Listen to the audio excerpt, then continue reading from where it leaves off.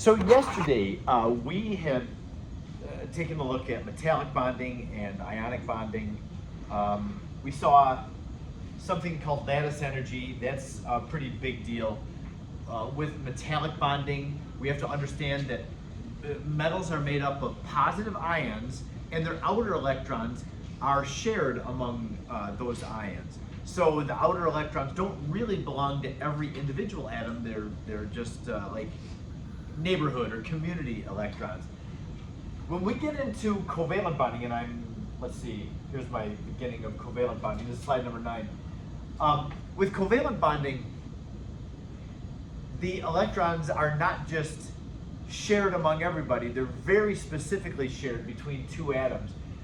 And you end up in the big contrast between covalent bonding versus ionic bonding is ionic bonding, and if I could take you several slides back, I'll just do a quick little contrast. Ionic bonding, remember I mentioned no definite molecules in ionic bonding. You've got this network of all the solids surrounded by all the positives surrounded by negatives, and all the negatives surrounded by positives. There's no individual molecules in an ionic compound. Like that green one, what purple one does it belong to? It belongs to all the purples around it, exactly the same. So when we compare that with covalent bonding, you look and you see individual units. Those are the molecules. In a water molecule, you've got an oxygen attached to the two hydrogens. The electrons are very specifically being shared in between those two atoms. Now, those are sigma bonds. You can have pi bonds as well. That's possible. But the idea is that with covalent bonding, each molecule represents a unit of that compound.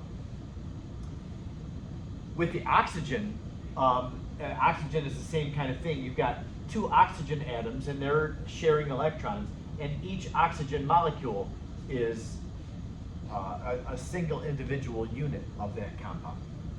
So you have individual distinct molecules when you have covalent bonding. You don't have those distinct molecules with ionic bonding. Now, water is a liquid because the particles interact with each other. They have enough of an attraction to each other to make that a liquid. Oxygen, there's not enough of an attraction. And we're going to be learning about why. Why is it that water molecules are attracted to one another? Remember, I had mentioned with ionic bonding, oppositely charged things attract one another. And we do wind up with a charge involved in water. Even though water is a neutral entity, it has a positive side and a negative side due to the unequal sharing of electrons between those atoms. And that makes the positive side of one molecule attracted to the negative side of the next molecule, so that we still have some charge attraction even with molecular compounds like this. So this last bullet point down here where it says that, yeah, when you have covalent bondings, you have individual units. Well, they can, if they don't have any attraction for each other, they'll be gas. If you have a significant attraction for one another, they'll be either liquid phase or solid phase. It just depends on how attracted those particles are and what the shape of them are.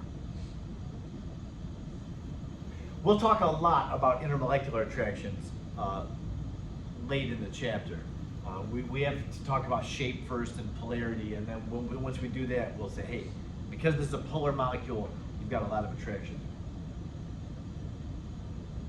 Before I move on, we're going to be talking about dot structures, and most of our time today is going to be taken up talking about dot structures.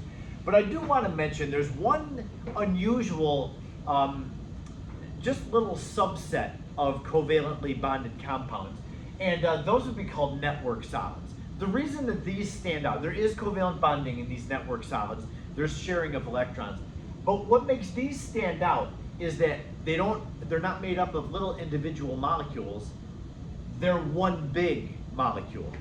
Like the best example of a covalent network solid would be diamond. A diamond is one big molecule of pure carbon, in which carbon atoms are attached to, remember the carbon has 4 bonding sites. We learned all about carbon, the bonding of it, we talked about organic chemistry. So carbon makes 4 bonds.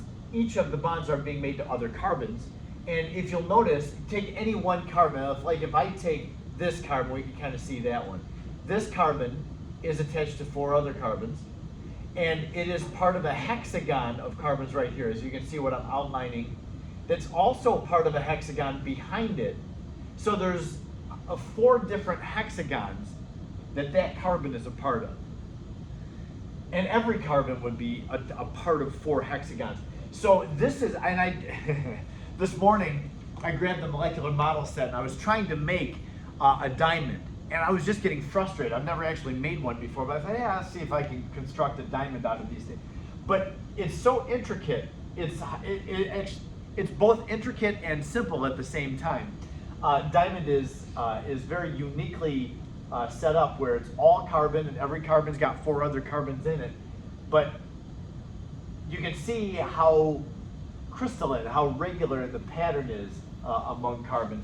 And I couldn't do it. I just got frustrated with it. So I decided, well, I'll just make, and a bunch of these are hexagons. If you can notice, I've got several, 1, 2, 3, 4 hexagons all here, and some of them are sharing sides. This is the beginning of graphite, which is also a network solid. So anyway, before I go to graphite, just finishing with diamond, I picked this up, and so that's what took me down there. Notice that you've got a ton of covalent bonds in here, and all the carbons are covalently bonded to 4 other carbons, and you get this one big molecule. A diamond is just literally one big molecule of carbon atoms. So there's all this covalent bonding going on in there. Graphite is similar, but graphite has layers. So this would represent one layer, and you can kind of see that the same kind of thing is going on there. It's not perfectly flat. And I don't know, I think graphite would be more flat than this structure. Remember how cyclohexane has the chair and the boat conformation. So that's what makes this not flat. But there is some pi bonding going on with the graphite that I'm not showing here. And so one layer would be attracted and attached to the next layer with sigma and pi bonds both. So you get this layering effect in graphite. Both are pure carbon. This one, though, is more of a 3-dimensional structure. This is layered 2-dimensional sheets kind of graphite. But every layer of graphite is one big molecule. So these are considered network solids where they're one big molecule. They kind of stand out, so I just want to mention them. Another example that I can give you, this is the only other example I'll give, is sand. Sand is made of silicon dioxide, primarily. Depending on where in the world you go, there may be other components of sand, but most sand around the world is silicon dioxide. And every molecule has, remember silicon dioxide is SiO2. So you've got a SiO2 molecule there, and I didn't circle the right thing. There's an SiO2 molecule, and there's one, and there's one, and there's one, and let's see, there's one. So you've got Si is black. Si behaves very similar to the way carbon behaves because it's in the same family as carbon. So every Si can make 4 bonds, but the oxygens here, these red atoms, can only make 2 bonds. If you remember from organic chemistry, oxygen makes 2 bonds, then it's done, because it's got the 2 lone pairs on it. So yeah, every black has the room to make 4 different bonds, 2 to its silicon, and then 2 to silicon on other atoms. So yeah, you can see that this carbon has its own 2 silicons, and then this SiO2 attached with its other oxygen bond to the silicon, and that oxygen from another molecule went out of that. So you get this 3-dimensional network of those. And a grain of sand is one big molecule of SiO2s that have been put together. So you get this open structure as well. You get it's not hexagon, it's more like cyclooctanes and cyclodecanes kind of thing. There's not all carbons in the middle. But here's the thing, because network solids are one big molecule, that makes them super hard. Diamond is the hardest material that we know of, that we can even make in a synthesis lab. Diamond is the winner because it's all covalently bonded. If you want to break a diamond, you've got zillions of covalent bonds to break. and they're all together in this real tight network. Also, covalent network solids have very high melting points and boiling points. If you want to melt down a diamond, you've got to have enough energy added to it to break all those covalent bonds. It takes a tremendous amount of energy. Okay, so as far as covalent network solids go, you want to know about diamond, SiO2, and then another one that will come up once in a while is silicon carbide. I believe there's at least one a homework exercise that will refer you to network solids, and just know those three. Those are the only network solids that you would have to know. So there's not like this long list. These are not even common. These are just rare things, but they can sometimes be asked about, and we should know what network solids are, why they have these properties, because they're all one big molecule. Okay, and with that, that will take us now to a whole series of lessons on covalent bonding. We're going to first talk today about what dot structure is and what it gives us, what dot structure doesn't give us. And we'll spend most of our time today just worrying about dot structures. Tomorrow, we'll talk about shapes of molecules, and you remember most of the shapes, tetrahedral and trigonoplanar and bent and pyramid and that kind of thing. So we'll talk more about those. And there are going to be some shapes that you haven't heard of before tomorrow, because we're going to see dot structures can deviate from what we learned about before.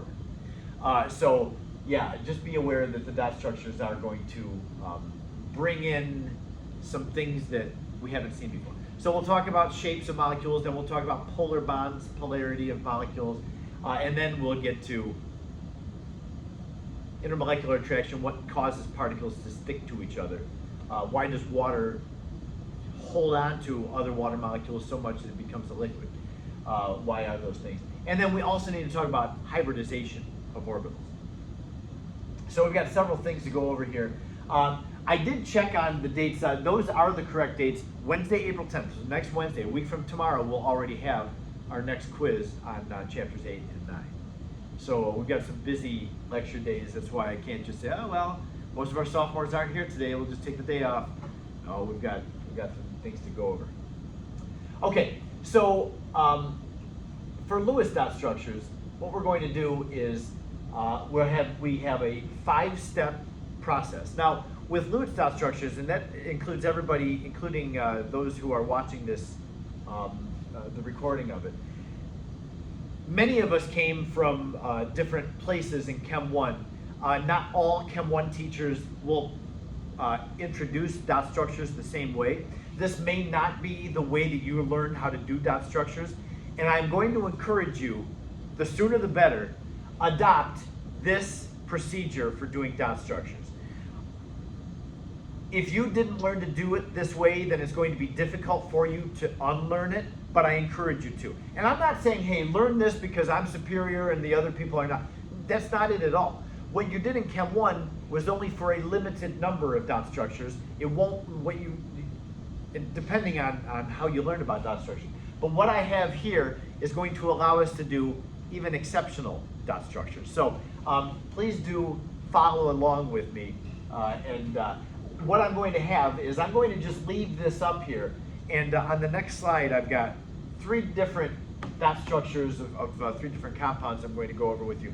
But I'm going to do those on the whiteboard, leaving these 5 steps up here. So I want you to be able to see what the 5 steps are and go through them as we do these on the board. So I'm going to bring this over here.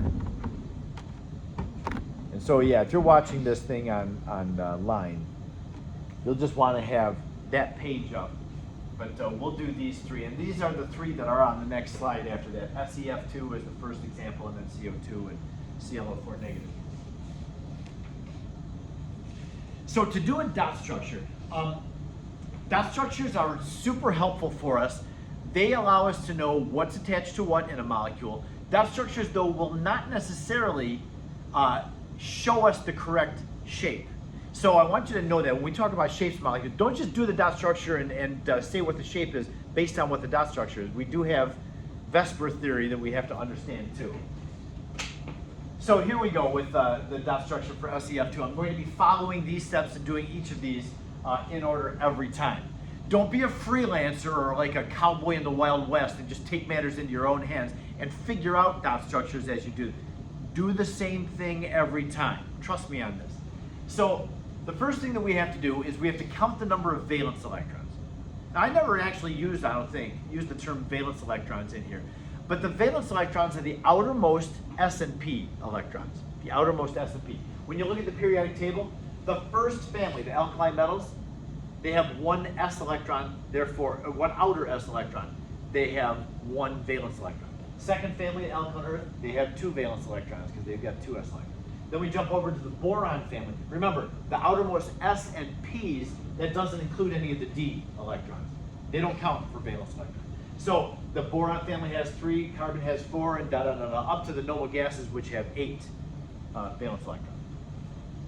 So the first one is selenium difluoride, SeF2. Now selenium is in the oxygen family. All you have to do is count from the first family, 1, 2, up to 6. Oxygen has 6 valence electrons.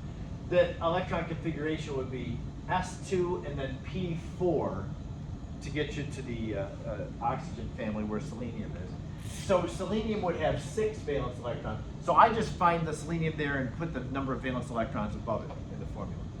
Now fluorine, there's 2 of them. Fluorine is in the halogen family. They have 7 valence electrons. So we'll say 2 times 7 for the number of electrons that fluorine has. And so adding those 2 together, selenium is going to have 6 electrons, fluorine has 7, there's 2 of them. So the structure of SeF2, we're going to have to draw a structure that shows 20 valence electrons. That's what we're up to, we need 20 valence electrons. So at the end, we're going to come back to that number and make sure that we end with that number. Okay, so the next thing is number 2, determine which element we're going to put in the center of the molecule. It's got to be the one that's least electronegative. Usually it's the one that's written first in the formula, that would be the Se. And in this case, for sure it's the Se. The least electronegative element, remember our trend for electronegativity, there's no exceptions to it. As we go to the right and up on the periodic table, to fluorine, that would be the highest electronegativity. So the element that's farthest down and left from fluorine would be the least electronegative. And you see the fluorine is in this molecule. Fluorine won't be the central atom ever. Fluorine won't ever be the central atom because you need the least electronegative element. So we'll put the Se in the middle. So that takes care of number 2, just what's the central atom. Then number 3, we're going to put what I call the peripheral atoms. Those are the ones that go on the outside, around the central atom. Put those in next, and we're going to use a single bond at first. So we have 2 Fs. I just put them across each other. It doesn't matter where. You can put one to the right and one above or whatever. Just attach them both to the Se. Now we know from organic chemistry that a single line there represents a pair of electrons. So that's 2 electrons already for each fluorine. So they're sharing. Then we go to number 4. Now we need to obey the octet rule. The whole purpose for covalent bonding is so everybody gets 8 electrons around. So the next step is going to be put dots around everybody so that everybody has 8 electrons around. So just add enough dots to give everybody their octet. Now I do acknowledge that there are some Chem 1 teachers that don't use dot, rather than they'll use lines. Like this, around the fluorine you got 3 pairs of electrons that aren't bonding anything, use the lines. I'm fine with that, I have no problem. I'm just a dot guy, so you're going to see me drawing dots for unpaired electrons, but if you want to do the lines, it's your thing. So just know that. Okay, so we have SeF2. Now, we have steps 1 through 4 already done. Se is in the center, it's got 2 lone pairs and 2 bonds, that's 8 electrons around it. The F, both Fs, have a bond and 3 lone pairs around them, so that we have 8 electrons around. Then the last thing to do now is to count. Okay, so we've got everybody with their octet, we've got the bonding happening. Count the number of electrons. 2, 4, 6, 8, 10, 12, 14, 16, 18, 20. I show a structure that has 20 electrons. Everybody has their 8 electrons around them. and I should have 20 electrons. So that would be the correct dot structure, Lewis dot structure of SEF2. Now, if I ask you, what is the shape of SEF2? Don't look at your dot structure and say, oh, they're all in a straight line, therefore it's a linear molecule. That would be wrong. It's not a linear molecule. So yeah, when we talk about VSEPR theory tomorrow, we're going to see why. Oh yeah, we can't use just the dot structure for this. So dot structures are good for showing us what's attached to what and how, if there's any double or triple bond. But it's not good for just looking at it and knowing what the shape is. Dot structure does not necessarily give you the shape. All right, so we need to be aware of that. Then the next example that I have is CO2, carbon dioxide. For doing the dot structure of carbon dioxide, go through the same 5 steps. We'll have something different happening with this one. I'll do the carbon dioxide farther down here so it doesn't run into the SEF2. The first thing though is to count the number of electrons. Carbon has 4 valence electrons. It's got 2 s and 2 p electrons in its outermost shell, that's 4. And then oxygen, there's 2 of them, each having 6, just like the same family as selenium. So 4 plus 12 is 16 electrons. We'll have to produce a structure for CO2 that's got 16 electrons in it, making sure that everybody has 8 electrons around. Okay, so we've got our number of electrons. The least electronegative element goes in the middle, that's carbon. Then there's 2 oxygens that go on the carbon. Now we're on step number 3.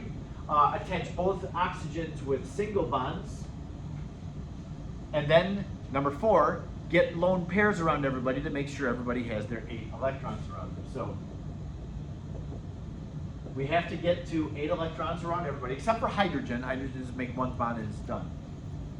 Okay, so we've got our 8 electrons around all the atoms. And so the next thing is to count the number of electrons. I'll start on the left. 2, 4, 6, 8, 10, 12, 14, 16, 18, 20. I've got 20 electrons shown.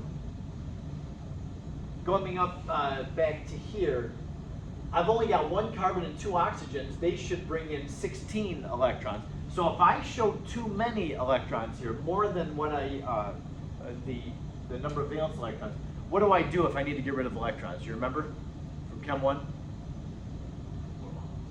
Yeah, use more bonds, use like double or triple bonds if you need to. So I need to get rid of 4 electrons. This structure, even though it's correct in everybody having 8 electrons around them, there's too many electrons shown. This shows 20 electrons where CO2 should only have 16 electrons. So what I would do is find 2 atoms that are already bonded to each other. If they still have a lone pair on them, you can erase a lone pair from each, and rather than each of them having their own pair of electrons, have them share another pair of electrons. I did not draw that very parallel. I need to fix that.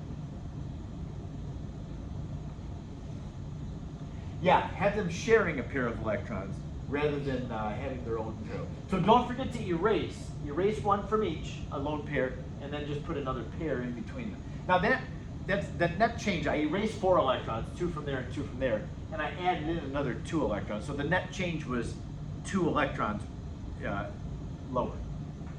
So I had to get rid of 4 electrons because I had 20 before and I need to go to 16. So I need to use another bond. You can either erase a lone pair on the carbon and a lone pair on the oxygen on the left to make a triple bond. Well, that would be fine to have a triple and a single. Or just spread out your double bonds and erase, and that's what I'll do. Erase from the carbon and erase 1 of the oxygen lone pairs on the right and make a second bond there. Now if we count the electrons, 2, 4, 6, 8, 10, 12, 14, 16.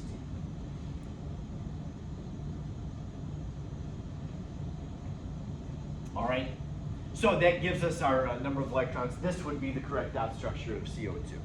So you got SEF2 with just single bonds and everybody has 8 electrons and we've got the right number. CO2, we needed additional bonds. So that's what it says there in step number 5. Make double or triple bonds if you need to get rid of electrons. With the ClO4 negative, I just bring this one up because remember when you have a polyatomic ion, you do have to account for the added or lost electrons. The negative sign means that 1 electron was added to it. So chlorine has 7, oxygen has 6, and there are 4 of them. talking about valence electrons. And then one more electron from that negative sign, 7 plus 24 plus 1 gives us 32 electrons. So this is a structure that'll need 32 electrons. Put the least electronegative element in the middle. Now, in this case, the Cl and the O are both right up against the fluorine. What do we do if you have both your atoms that look like they're tied? One is to the left of fluorine, one is down below fluorine. Which one is less electronegative? If you're not sure, usually the one that's written first, the element that's written first in the formula, will be your central atom. Almost always that's the case. So with that in mind, we'll put the Cl. And we should know, I think everybody would be expected to know, that fluorine is the highest electronegativity. The second highest, by quite a bit, is oxygen. So fluorine and oxygen are the two highest ones in electronegativity, so definitely the Cl would go in the middle. So we'll put 4 oxygens around the Cl, which is kind of weird because we know that chlorine has 7 valence electrons. You expect it only to make 1 bond, but when it's bonding to oxygen, there winds up being a rearrangement and a redistribution of electrons.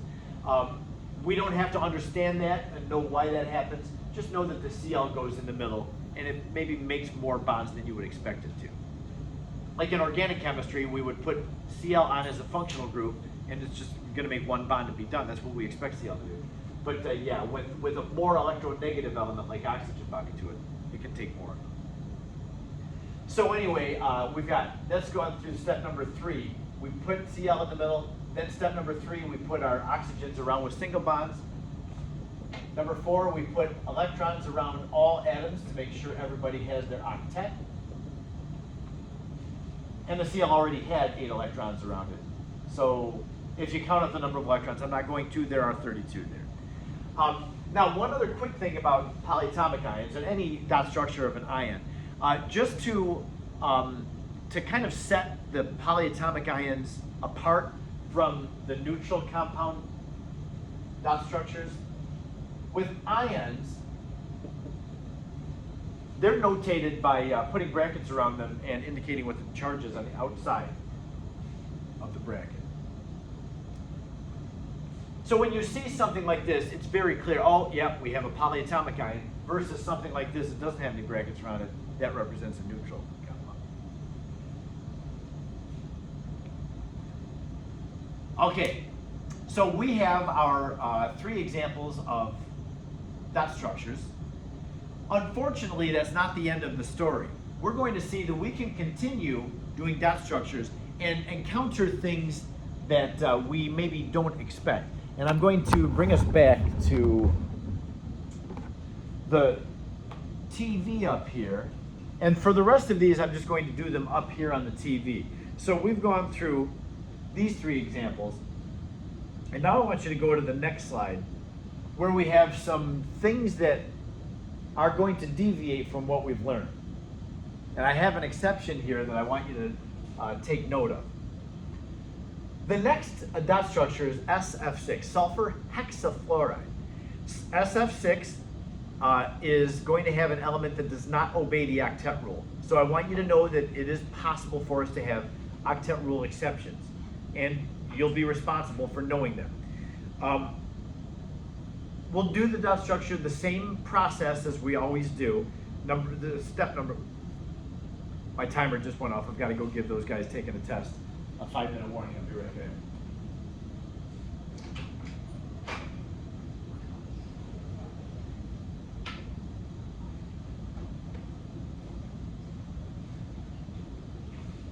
All right.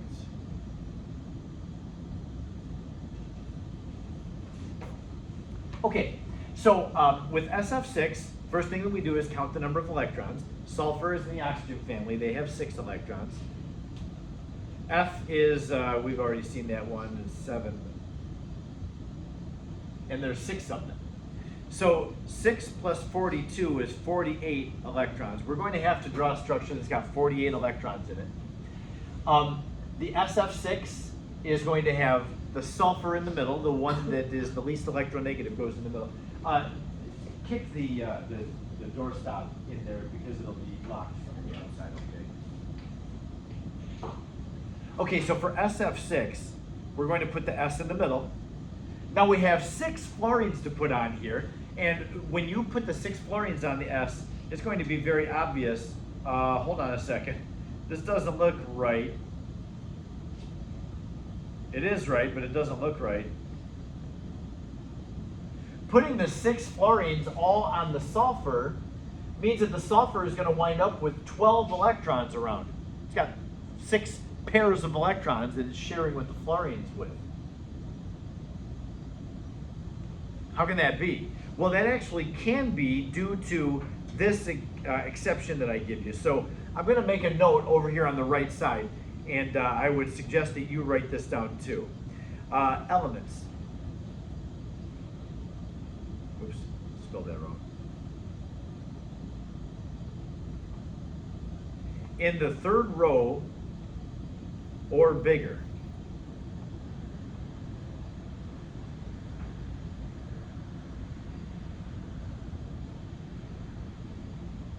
They are able to have more than 8 electrons.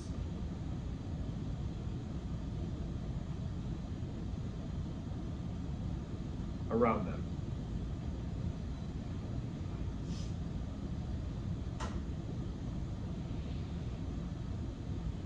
So sulfur is in the third row of the periodic table. It's a big enough atom that it can actually expand, and it can accommodate more than 8 electrons around it. What happens is sulfur's last electrons, its outermost energy level, is the third energy level. Sulfur's filling the third energy level, and when it starts sharing electrons, it's going to fill out its third energy level. Well, you can persuade a big enough element like sulfur, phosphorus, the elements below that, it works. You can persuade them to use some of their d orbitals and also rearrange and accommodate more than 8 electrons in them. So it's not only using its outer s and p orbitals, it uses a couple of its d orbitals in the third energy level and bonds with those as well. So that it's fine if you wind up with a central atom that has more than 8 electrons, as long as it's third row or bigger, it works. It's allowable. So that's what's going on with the sulfur. SF6 is a thing, it exists, and when we put our dots around every fluorine,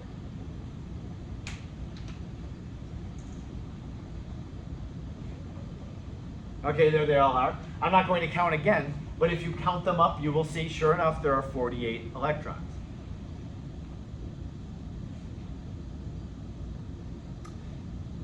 So, be aware of that, and then when we look at the next example here, XeF2, xenon difluoride.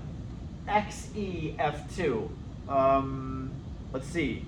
This is our first encounter with a noble gas that's making a bond. We've learned our whole lives, we've kind of been indoctrinated, noble gases can't have more than 8 electrons around them. Well, guess what? The Xe is going to wind up with more than 8 electrons around it, because by itself, without bonding to anything, it has 8 valence electrons.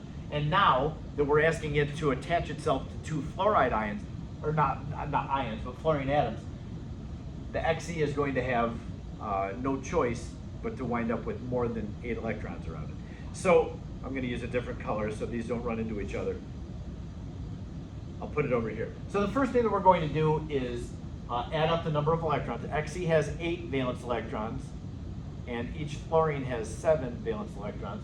So 8 plus 14 is 22 valence electrons. We'll put the Xe in the middle.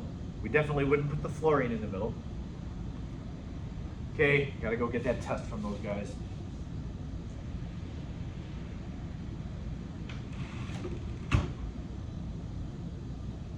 I'll be right back.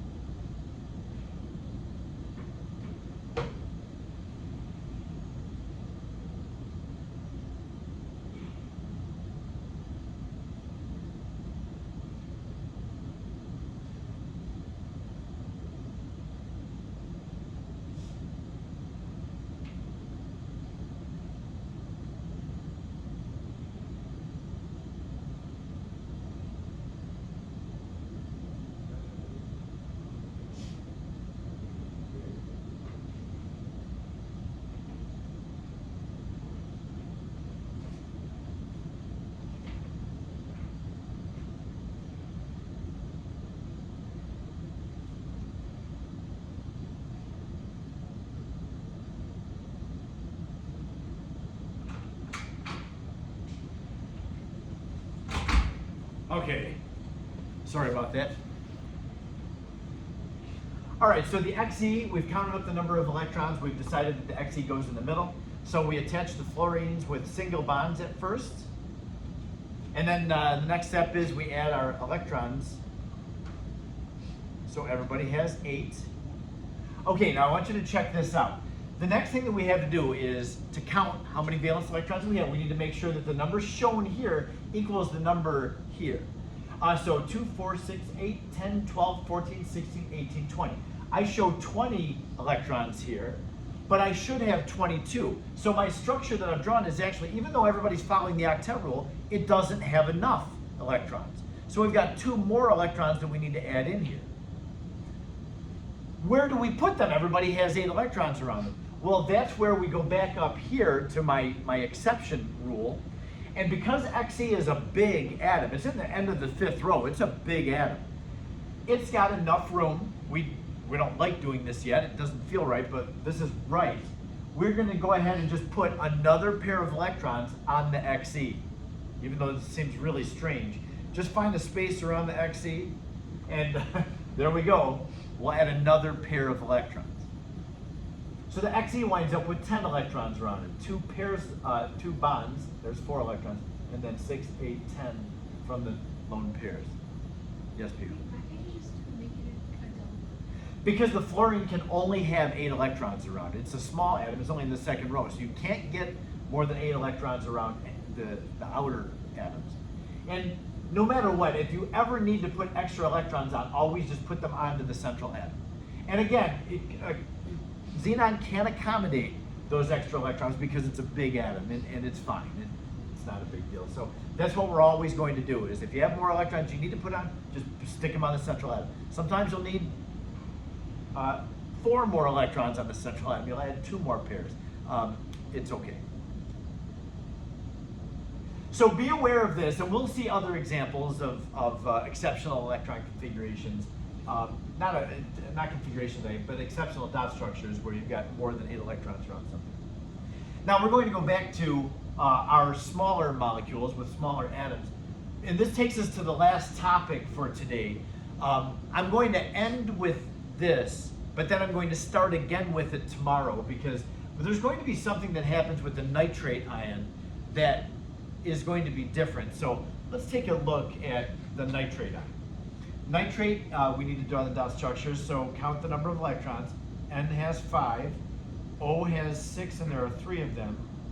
Plus it's got the -1 charge, so we'll add 1 more. So 5 plus 18 is 23, plus 1 is 24 electrons. Now, we'll put the N in the middle. It's the least electronegative. And then we'll attach the 3 oxygens with single bonds. So we've zipped through the first 3 steps. Number 1 is counting electrons. Number 2 is deciding what goes in the middle. Step number 3 is put the peripheral atoms around with single bonds at first. Now step 4 is make sure everybody has their octet, get 8 electrons around all atoms.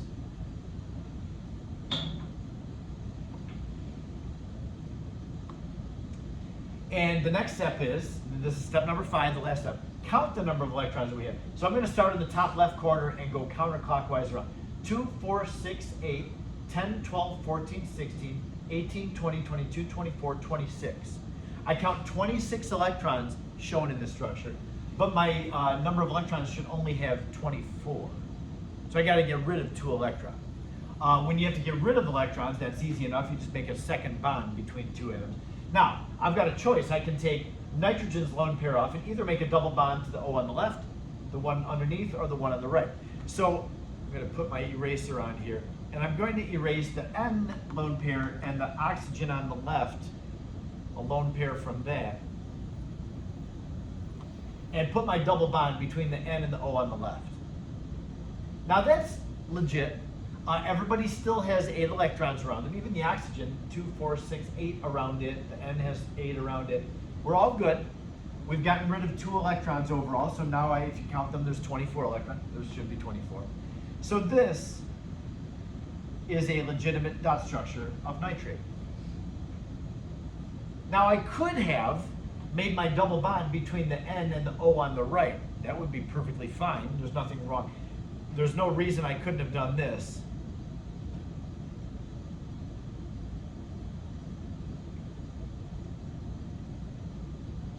This would be equally correct. So these are both just as right as one another. And I have another option.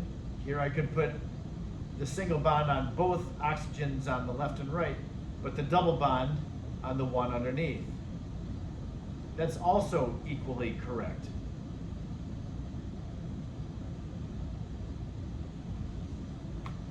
So we have 3 correct dot structures. Now it turns out that these are all just as likely to exist as the other. You would expect, if I analyze the bonding on NO3, you would expect that one of them would be a shorter bond than the other two, because double bonds they draw the 2 atoms closer together than just single bonds do. So you would expect a short and 2 long bonds. However, when it is analyzed, what is found is that all 3 of the bonds are the same length. How can it be that all 3 are the same length when one of them clearly is a double bond? What happens is, and this is what I wanted to mention, that's why we're going to have to mention it tomorrow too. This gives rise to a phenomenon in chemistry that we call resonance. When you have, it's not residence, it's resonance. I don't know if I said that well. Resonance happens like when something is resonating. Resonance happens in a structure like this when you have a double bond that could be equally in more than one place. Rather than the structure flipping from one to another, it actually combines all 3 and is like the average of all 3. So rather than having 1 double and 2 single bonds at any one moment, all the bonds are the exact same. They're 1 1/3. So if I take you to the next slide, I'm referring to that. It says the note that nitrate can be drawn with its double bond in more than one place. That's resonance. So you'll indicate resonance. You'll draw all the possible arrangements where the double bond can be, all the different places, and then connect them with double direction arrows like that. And so it says the structure is not this sometimes and this sometimes and that sometimes, but rather it's an average of all 3. So we would say that the bond order between the N and the O's is 1 1/3. It's 1 1/3 bonds each, because you have 4 bonds for 3 different oxygens. So that averages out to 1 1/3 bonds each. And that's what I'm saying down here underneath that. Rather than having 1 double and 2 singles, they're all 1 1/3. It's like the average of all the options. So we'll see that this happens with other compounds. I'll mention NO2 with a -1 tomorrow, and we'll see how that has resonance as well. But I'm just going to stop there. We're going to just put an end to it here. Dot structures, everything that we do involving covalent bonding starts with the dot structure. Dot structure is not the end of it, but it's the starting point. So we need to be very proficient at doing these if we want to expect to be able to do anything else. So we'll pick up shapes tomorrow.